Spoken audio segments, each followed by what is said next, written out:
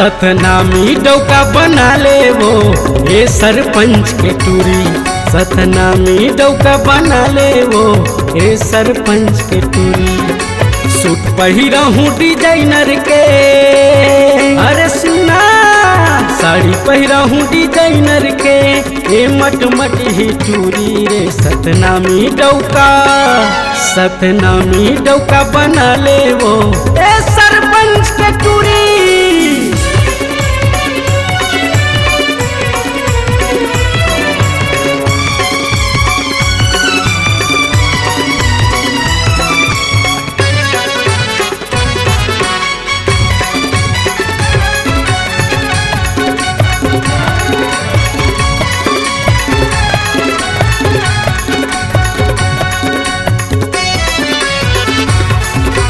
सारंगला घूमहूँ तोला सूरज होटल में खाना खवाऊँ।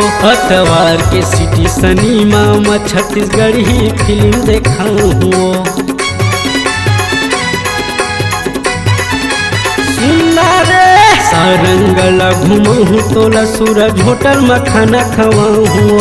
अतवार के सिटी सिनेमा में छत्तीसगढ़ ही फिल्म देखाऊँ। शॉपिंग कराहूँ रंग रंग के, शॉपिंग कराहूँ रंग रंग के, उड़ाहूँ पैसा खुलम खुला वो सतनामी डौका। सतनामी डौका बना ले वो फायदा में रही बेगोरी।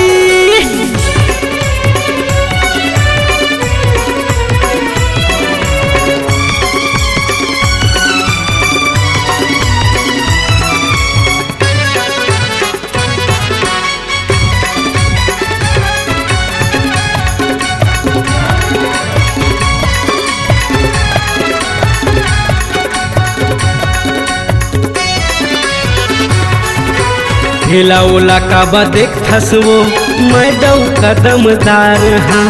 आषाढ़ में लगन धरा लेबो कब से तो मैं तैयार हाँ। सुना रे हिला उला का बदेख थसवो मैं डौ कदमदार हाँ।